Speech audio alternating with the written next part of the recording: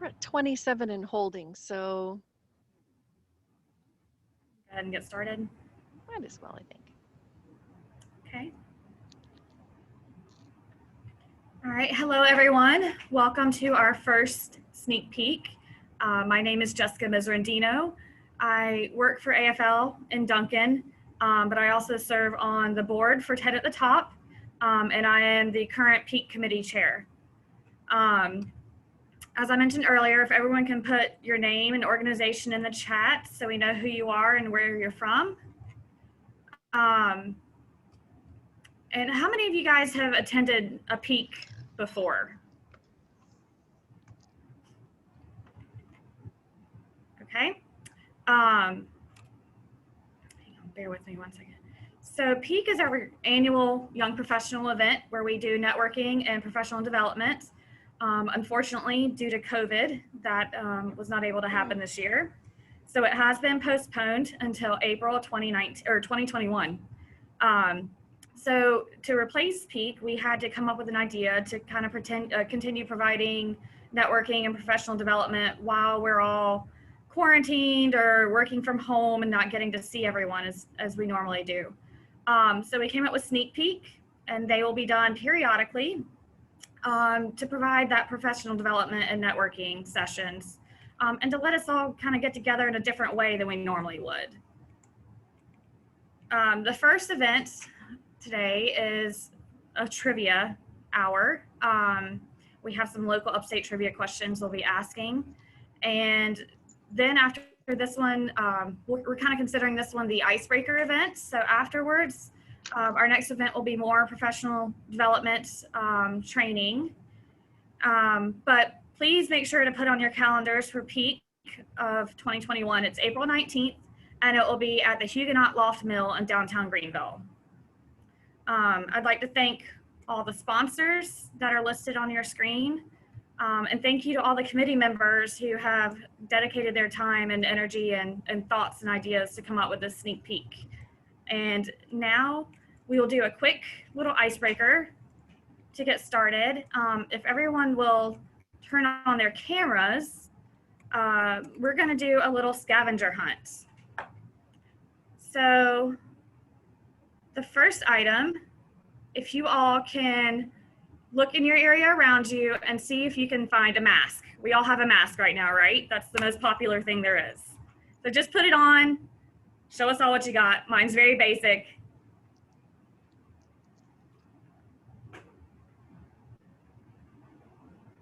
And y'all can't tell if I'm smiling or not either. It's so quiet. All right. We got some fancy ones out there. Carla's.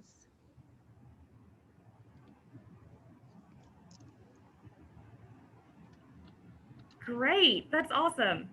All right, we can take them off now. That's it. No more masks for the rest of the hour.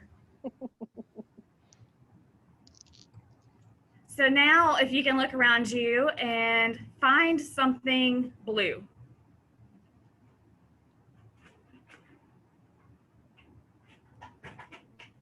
This is boring. It's so sticky now. All right. And I totally stole this idea from the Kelly Clarkson show. They were doing it one day when I was working from home. And y'all feel free to unmute yourselves too. This is completely interactive. We want to hear and talk. And if you guys want to talk back, we're more than happy to talk with you. All right, next. Who has hand sanitizer laying around? Another big one that's going on right now. Got mine. Does a bleach pen count? Close enough. Probably stuffed in some door. Let's see. I had to borrow everything from coworkers, so. Mine smells like tequila. It makes me want a margarita every time. Mine stinks. All right. And let's see. Last but not least, let's see if we can find something yellow. So I'm gonna move my computer for a minute. I'm at work, so our chairs are blocked off, but you can see the yellow caution tape there.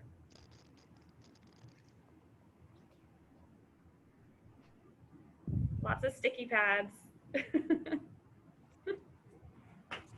Okay.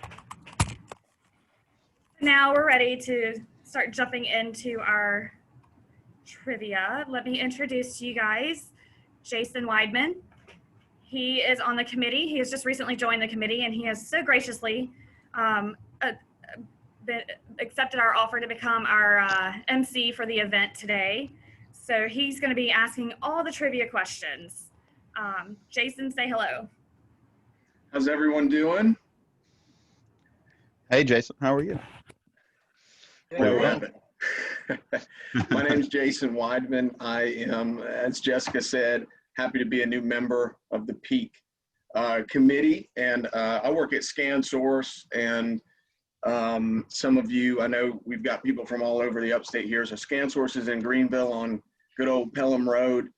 I've been there for about 5 years. ScanSource has been in Greenville for about, well, going on 28, 29 since 1992-ish. So we're a tech distributor, specialty tech distributor, and happy to be a part of the Greenville and Upstate community. Our CEO is actually from Anderson, South Carolina, where I live, where I currently am now, still working remotely. So I'm kind of covering 2 counties as much as I can these days, and haven't seen as much as Interstate 85 as I typically do. But I think most would agree that's probably a good thing. Heard y'all were getting a Buc-ee's Down in Anderson? in Anderson. Yeah, I saw the article. I'll have to ask Mayor Roberts about that. We are. My husband. You'll always have JC's, so you've got us all beat no matter what. Oh, JC's. Best bird dog I've ever had. Yeah. If y'all make it over to Anderson and haven't been to JC's, hit it up. Hit it up.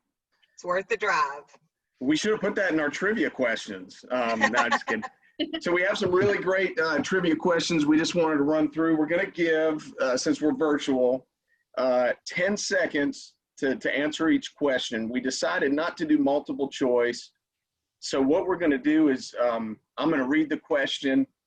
And as I read the question, it's also going to be pasted into the chat. And we're giving you 10 seconds to basically just respond in the chat with what you think is the correct answer. And at the end of the 20 questions, we're going to tally up to see who got the most correct. And the winner will receive a gift card to 13 Stripes Brewery in Taylor's. Nice. Pretty cool. Because we can all use enough drinks right now to get through this. We're going to need this. There you go. And they've got open air seating, so perfect for COVID. And these are all, as you'll see, these are all questions that encompass the 10 counties. So we're really interested to kind of see who knows what here. This will be fun. So we'll get right into it with number 1. Which county became famous for being the only county in the nation that did not have a draft because its draft quotas were filled by volunteers?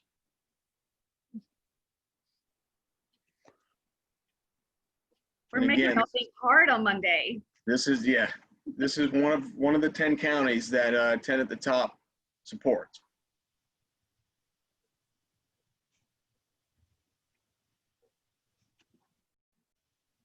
All right.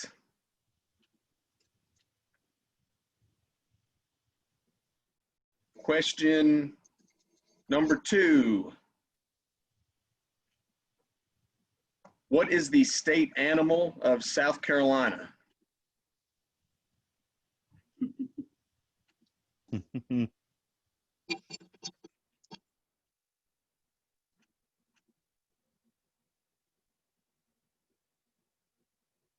All right. Question number 3. How many other Greenvilles are there in the United States?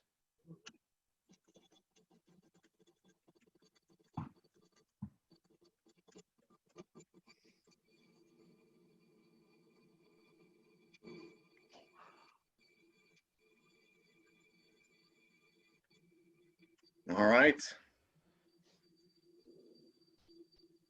On to number 4. Which restaurant boasts the second largest drive-in in the nation and serves 62,500 gallons of sweet tea every year? Did you say what county? I'm sorry, what restaurant? Oh, cool. Restaurant. What restaurant boasts the second largest drive-in in the nation? Serves 62,500 gallons of sweet tea. That's a lot of sweet tea. That's sweet tea. I thought I drank a lot, but I don't think I can touch that. It's a lot of sweet tea and a lot of sugar. All right, question number 5. Located in the Blue Ridge Mountains, what is the state's highest point at 3,560 feet?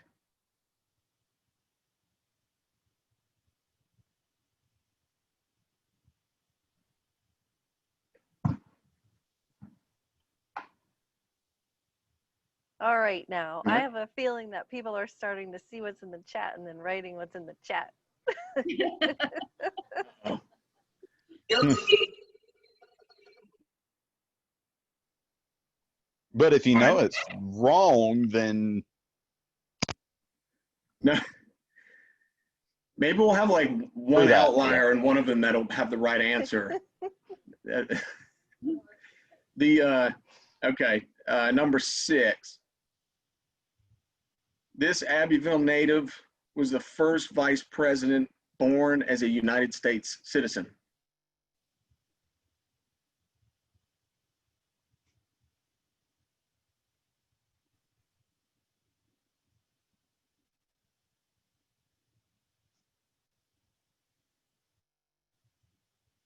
That seemed to stump some people.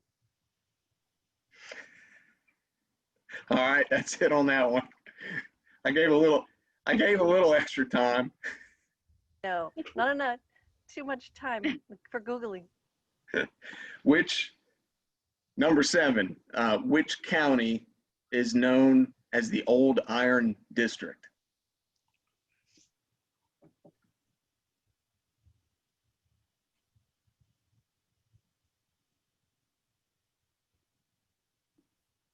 All right.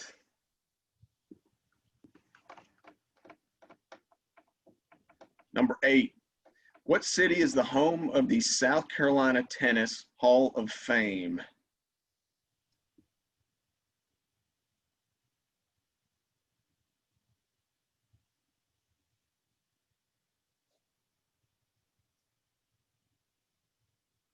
All right. Dang hard. Number 9, which city hosts the South Carolina Festival of Flowers every June? Not sure if they hosted it this past June, maybe, hopefully next June.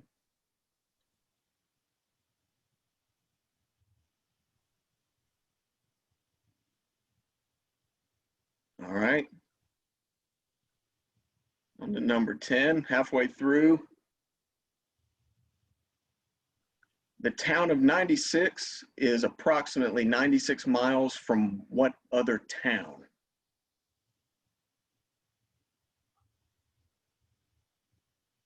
I guess that could be quite a few, but this is pretty much, I think, spot on, about 96 miles exactly.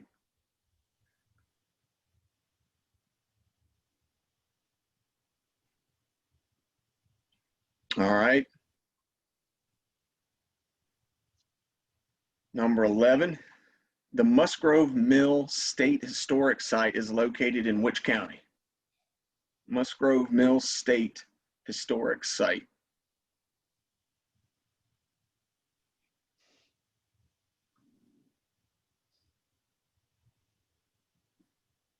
All right, number 12. What does Oconee mean in Cherokee?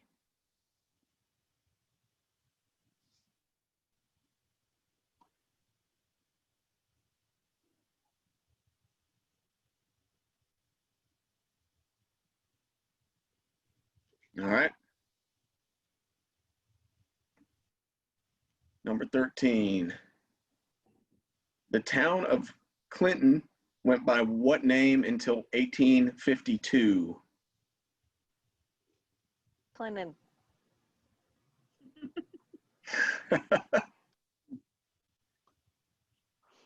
That's like Gurr. That's where I live. Grr. Grr. All right. I like that one. I like Clint's- Bill. That was good. Clintstown. That's a good one. Pass. Educated guess. Where are we? Sorry. All right, number 14. What is the state gemstone? South Carolina state gemstone. I didn't know we had a state gemstone until I was doing these questions. I guess there's a lot of different category for state something. Mm-hmm. Bird, flower, gemstone, Animal. grass, fescue, zoysia. What is it, you know? All right, number 15.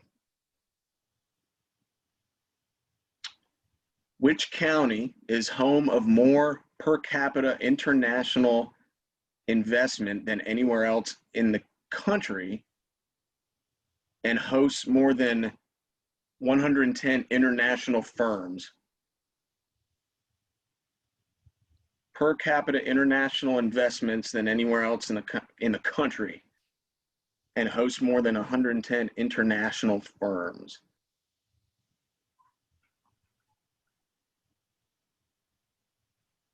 All right. 16. Few more left. Which television station was the first station in South Carolina?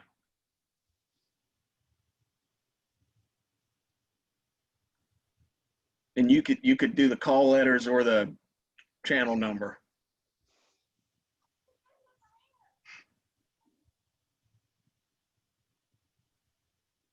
All right. Who is known as the Electric City?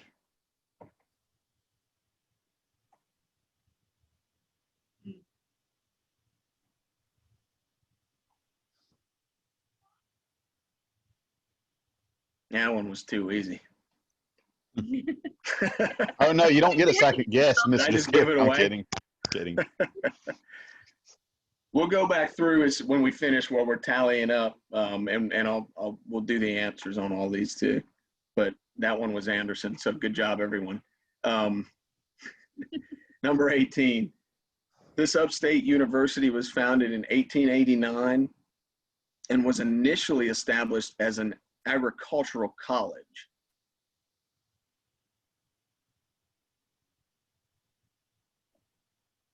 That was another freebie. Yeah, it was. Wasn't it? All right. Two more here. This county was initially called Pleasantburg until the name was changed in 1831. Pleasantburg.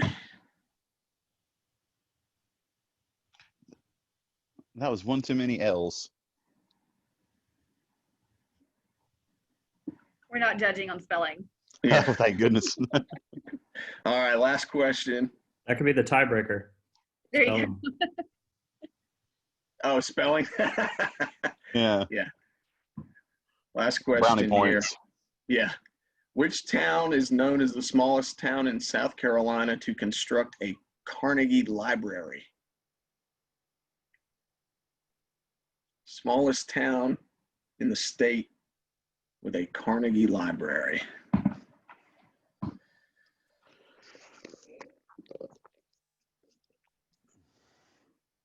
All right.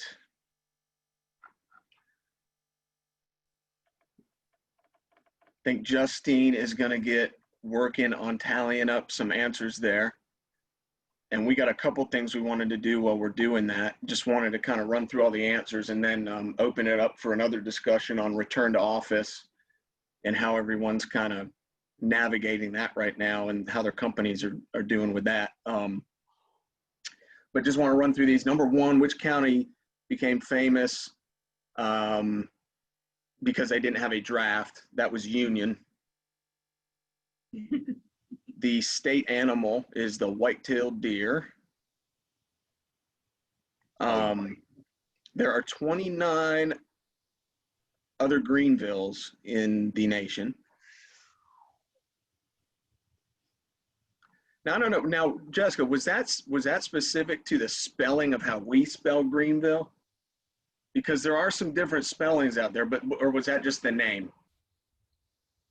That was Wikipedia. How many Greenvilles there are? Okay. Okay. Okay.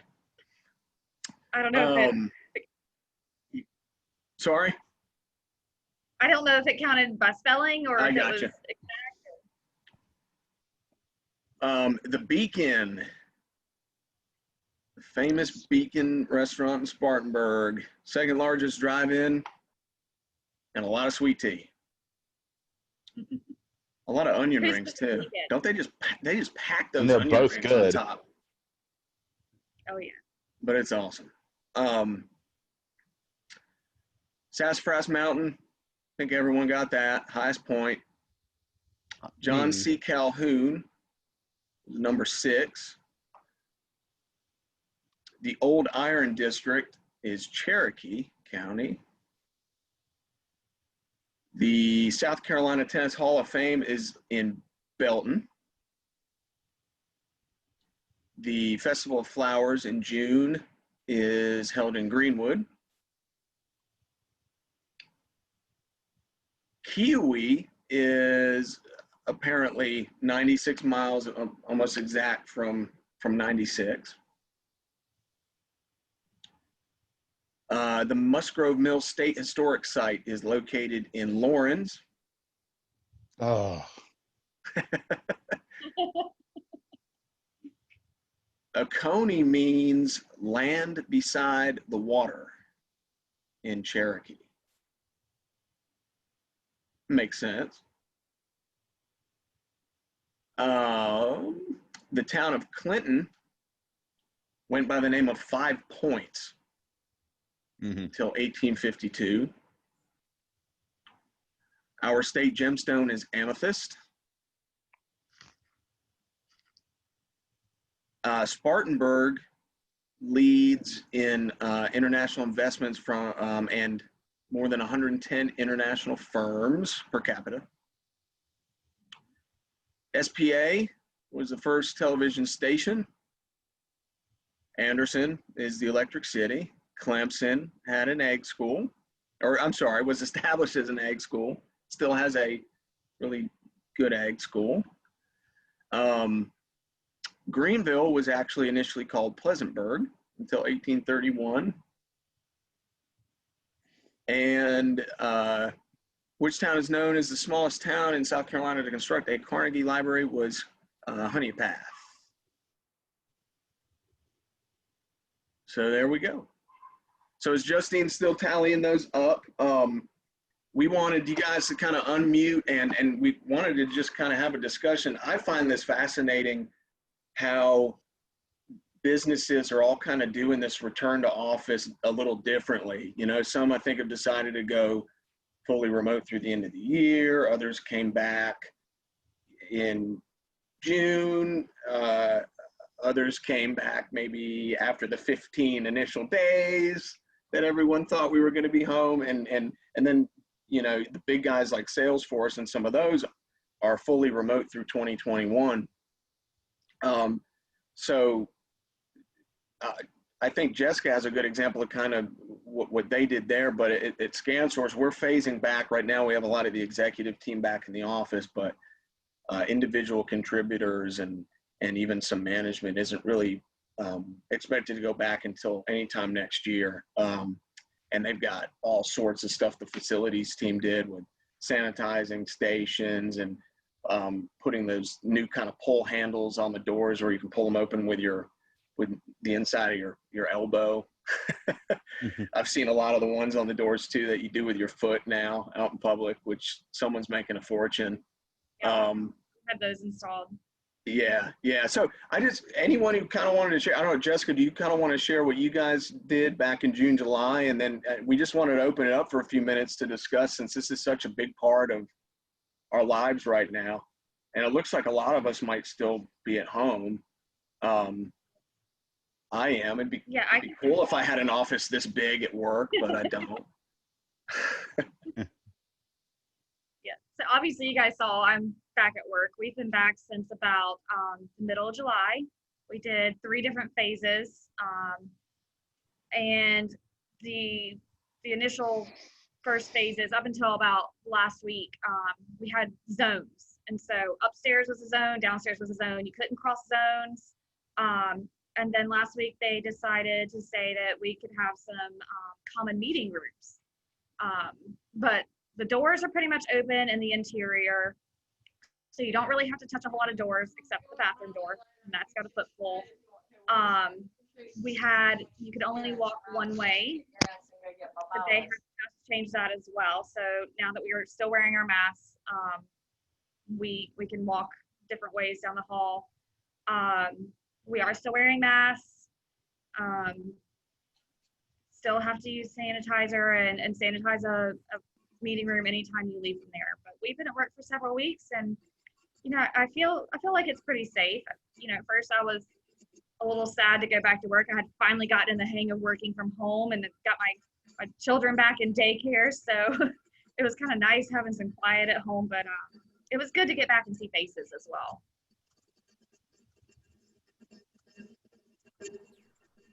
Anyone else want to kind of share? I'm a talker, so I don't mind going. Hi, I'm Michelle, actually. I think it says Elizabeth on this, but I go by Michelle, and I'm a realtor here in Greenville with Berkshire Hathaway. I'm on the Chet Investment Group, and real estate's been interesting because as far as the office goes, it's been closed, but, a lot of real estate's not done in the office, so it was really about, are they going to let us in their houses? Are they, how are people going to react? And I work primarily on the listing side. So for about a month, we didn't get many calls. And then suddenly it was like everyone just kind of quit worrying about it. And we wore masks and went to appointments. And then the concern was, are the buyers going to come and look? And then the interest rate's been great. And the buyers did come. So it's been different, and we are, as far as the homes we have listed, we've got booties and hand sanitizer, and we recommend the clients leave doors open so that people aren't having to look in the rooms and things like that.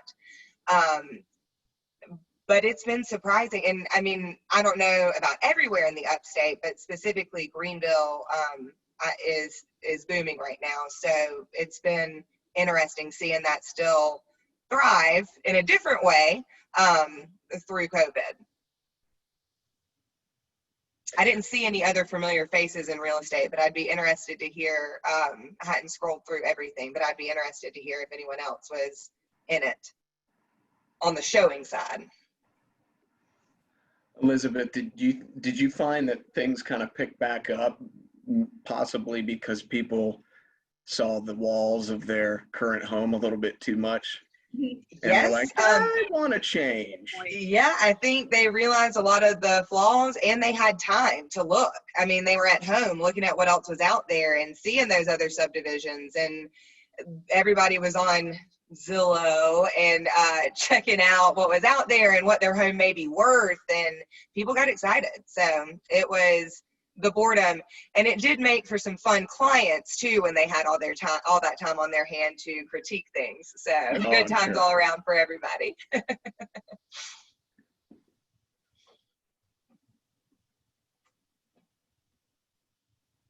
Oh, come on, there's got to be another talker in the group. What do you? Yeah, we're just kind of interested. What are companies doing? Are you guys remote for the rest of the year? Are you phasing back now? Have they just said kind of do what you guys want? Have you seen any survey results from your other coworkers? Michelle, I'm also a talker, so I'll start. So I work at the Warehouse Theater. So as you can imagine, working at a theater, we've got kind of a longevity plan of when we're going to come back. We are a fully professional equity theater. So unfortunately, we can't have performances in person because we have those union standards as a theater. So we're adapting and making things work in the best way we can as we're accumulating a building that's sitting there and a lot of costs on our side. We're making sure that we're digitally going into classrooms and helping our education programs get out there, which is really wonderful, especially with all these education programs shifting to being in person, not being in person. So we're working with half days of, you know, how some schools are switching and some people are in person, some people aren't. So we're working with the kids that are on their off days. We're making sure that we are making sure they have something to do with our education programs, getting in the classrooms with them. And then we've also adapted and we're doing a completely online digital Zoom show. So if you've gotten into Marie Kondo or organization in any way, the show we're doing is basically like a TEDx webinar that this woman is helping you organize your life and get rid of an object that you haven't touched since March 16th when our quarantine began. And she's going to convince you to get rid of it. But of course, in Warehouse Theater fashion, if any of you have been to a Warehouse Theater show, insanity ensues. So I'm excited to see that we're adapting, but no foreseeable future for us of when we're going back, which is sad, but neat to see how we're navigating all of this. Yeah, I mean, that's really interesting because I think I'd say, like, you know, Jessica and I are kind of the more traditional corporate setting. And then Michelle having to deal with other people's property and homes and how do you deal with that? And then you on the theater side. My wife used to be in theater and has a lot of friends in New York who are still complete, you know, they're out of work and it's awful, but it's, you know, totally different ways of having to navigate things depending on the industry you're in, I think is pretty fascinating. Absolutely. And Jason, I know I have a friend who works at ScanSource, and I've been a little jealous because your company did some pretty neat Zoom happy hours. I know that his team, which if you weren't involved, sorry, because I'm about to make you jealous. But yeah. Some of them were like supplier funded things too for customers and stuff. Yeah, they had them go pick up a wine, of some wines and some cheeses, and a sommelier got on there and talked about it, and they all did a sampling. It sounded so cool. So I've been a little jealous. Again, disclaimer. A lot of those were supplier funded. Okay. We weren't just sitting at home doing charcuterie boards and during the pandemic. All right, well, it looked nice. People got. I think that's the thing that I've found really neat is how creative we've had to get, and a lot of things just going virtual. I mean, like we're doing now. A lot of the events that we typically used to go to, big trade shows, I'm sure a lot of you have dealt with this, that are all virtual now. And it's the translation is interesting of does that feeling of being at a show versus doing virtually translate? I don't know. You know, it's interesting.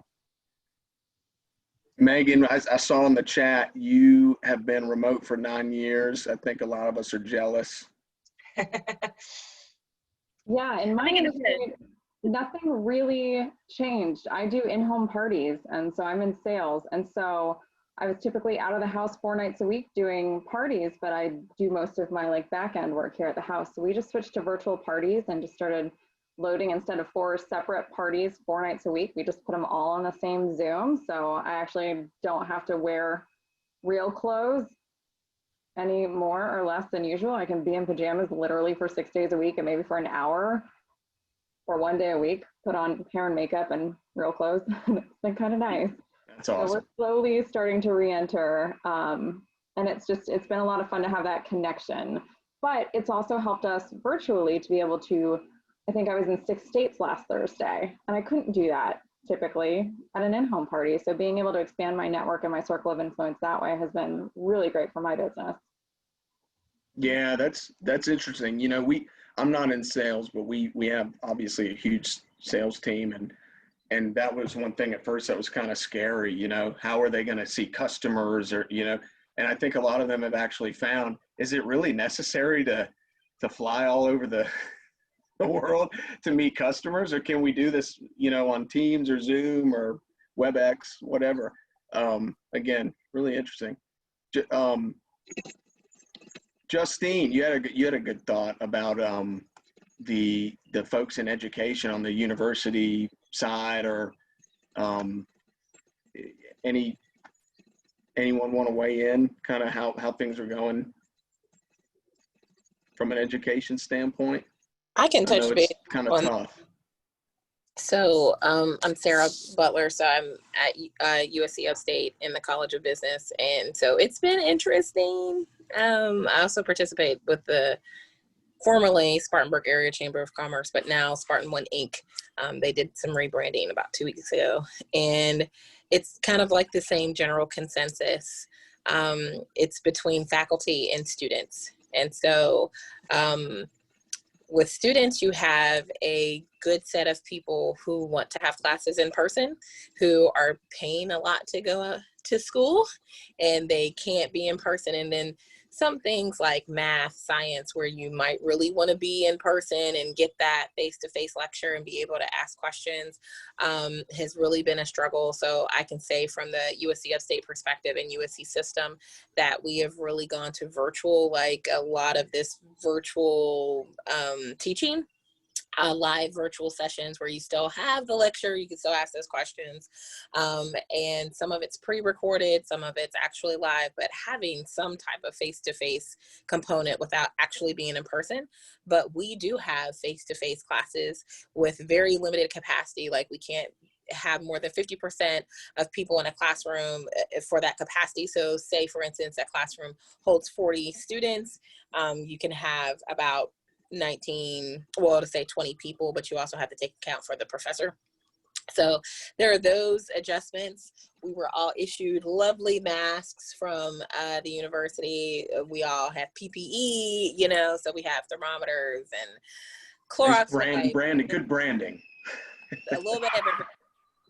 Various locations. And then we're also, and all universities seem to do this, but I mean, cases are still positive and whatnot, you know, like I remember being a college student and all the things they said not to do, I did all those things. So they're still keeping count in our health services department. We also have like a COVID-19 team of making sure that they're getting information out about, you know, testing and making sure that you know your status and practicing social distancing, wearing your mask. So you have that student perspective. And then for faculty, some of them are just not comfortable teaching in person. You know, they may be that population that is can be affected. Where there's like an older population, or they might have some underlying issues. And then you also have some who have young children who did not know what we were going to do until K through 12 figured out what they were going to do. And then it was like, you know, I was going to teach this in person, but now that my kid is going hybrid, I'm going to have to be home Monday, Wednesday, Friday, because Tuesday, Thursdays are the days that they, you know, are sending him or her.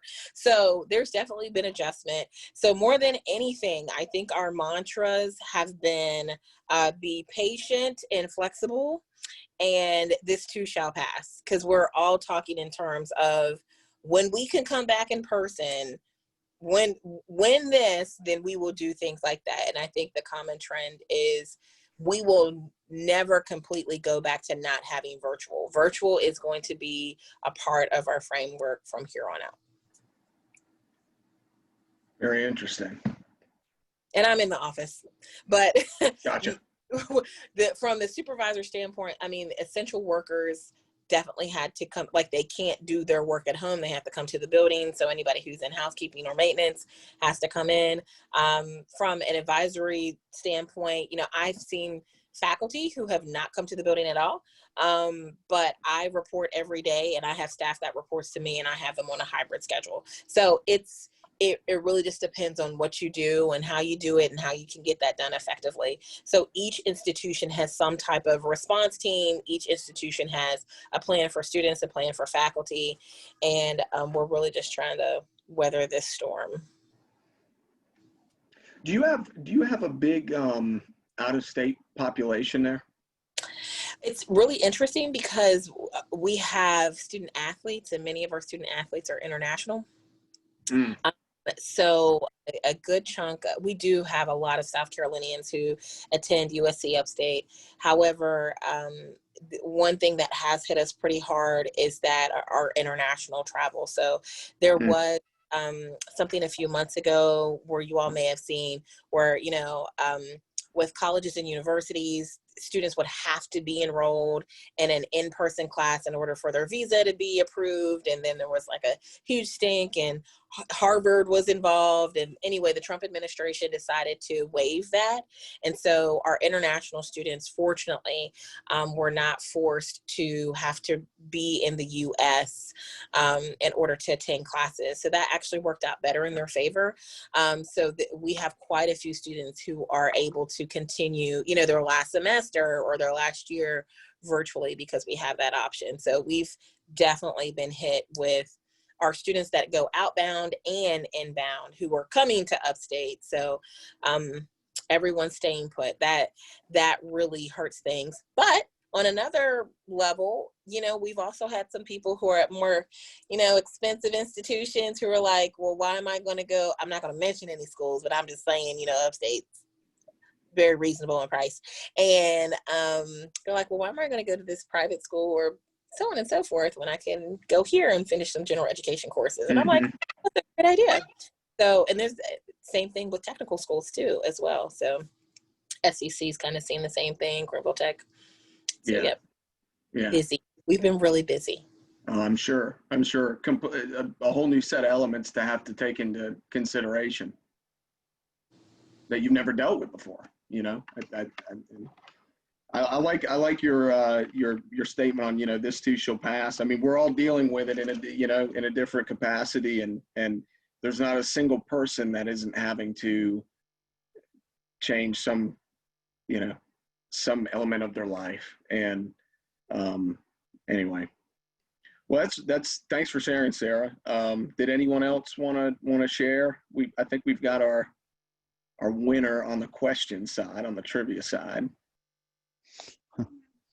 So as a freelancer and entrepreneur, I do most work from home or a remote location, with the exception of the occasional coffee shop or someone else's office trip. And but I work in my other role as a volunteer coordinator out of a nonprofit, 2 or 3 days a week, just any random days I can schedule it in around other meetings and appointments to work on admin work there and work on some cleaning and equipment donations, returns, and loans, and just a few other tasks here and there.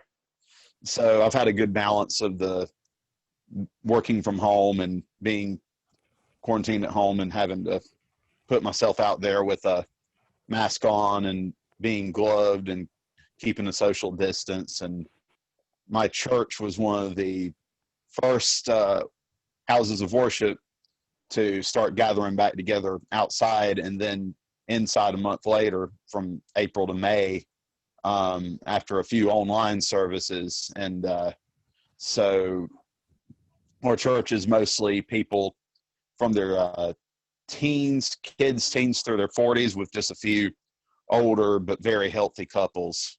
And we might be in the process of merging with another church which has 1,270 something members, and possibly moving to their building or another building, or going to 2 services as a plant church that we're growing. So so that may have to have us rethink and change our strategy for however long the pandemic lasts. Yeah, that's interesting. I think our church dealt a little bit with that. We started going back for a couple of weeks, and then it spiked again in June, July. And we said, no, we're going to shut it down again to kind of help support the local hospital, ANMED and the local hospital, and make sure hopefully we're not the reason that we're sending more people there. But we're trying to phase back again. But yeah, it's been, man, what a time, right? Exactly. Yeah. And I think, one of the things you're seeing too, I don't know, for me, you're seeing more people out, but they're actually complying with the mask ordinances, especially in, the cities that have them. Yeah. Like I know Greenville, Anderson have them. I'm sure some of the cities where you Spartanburg guys are too. have them. And I think people are just like, you know what? If I got, for people who didn't believe in it at first or didn't, don't like wearing it, but they're like, if it gets me out of my house, I'll put it on. So, which is a good thing. So will I. Yeah. Well, cool. Sounds like there's a lot of different situations everyone's kind of dealing with, and all very unique. And I think that's one thing that's really cool about this group, and why I'm excited to be more involved is you got a lot of different industries, a lot of different roles, and that's really cool. So I anyway, was just gonna real quick, share from Yeah. the Upstate Workforce Board. yeah. So we pretty much have with the unemployment insurance, or excuse me, benefits and helping everyone who have experienced layoffs from the job seeker side and the employee and the employer side. We've pretty much continue to work consistently throughout the whole COVID. And so, yeah, just being involved in recovery task force for the 3 county area that we serve, and to kind of help small businesses with resources that were available as far as the PPP loan. So just continual support throughout the process, but we've pretty much stayed consistent throughout the whole COVID regulation and restriction, and of course taking in the 6-foot social distance, masking, sanitizing, the usual. Well, I know you guys caught a lot of flack at the beginning, but you guys were also navigating a lot of stuff. So I know a lot of people appreciate what you guys have been doing. I could say that for sure. My wife's an independent contractor. She's a cosmetologist, so she was shut down for a while and dealing with a lot of that. So I think a lot of people said thank you for continuing to work through all of that. Anything else? All right. Cool. Well, we have a winner. Justine, make sure I get this. It is Ray Smith, correct? Rhea. Rhea, I'm sorry. Good Lord. I am shocked that I won that. All right, Rhea. I didn't have enough right. I'm sorry, Rhea. That's okay. I respond to all kinds of names. I don't know who said Land of the Mulberries on the chat, but that's Kiwi. And my company's like Kiwi Real Estate, so of course I know that. Ah. Yeah. I don't know who said that. Are you like Kiwi? Is that right? Yeah, like Kiwi Real Estate. So there was another realtor in here. Oh yeah. Hi. We're hanging loose here. Yeah, the market's nuts right now. I wrote in the chat, I'm seeing such a boom. I always have seen my regular Chicago clients, all my Northeastern clients, but now they're like aggressive. Get me out of where I live, and why am I working from home in this city? I need to come work from home somewhere else, and it's been crazy. On the lake. Yeah, we're in historic lows of inventory. We have 300 miles of coastline at Lake Kiwi, and there are 44 houses for sale. I've got a client that wants to list a lot. If you wouldn't mind, text or email me. Yeah. I've got some questions. There you go. Yeah. This is a perfect example of networking in action, because I actually was looking for a Kiwi agent to consult with. So I'm not kidding. I'm going to chat you privately with my cell phone number. Okay. Thank you. Yeah, no problem. Good deal. I am still beating myself up over that Musgrove Mill answer too. I should have known it was in Remembered Lawrence. I live very close by. I've visited. It's very nice. Hiking. All right. Well, congratulations, Rhea. Thank you all for joining us. Thank you again, Jason, for being the MC. It was good to see some different faces that I haven't seen in a while. And Ria will get you the gift card either electronically or in the mail, but we'll follow up with you. And luckily we have your email address already, so that should be quite easy.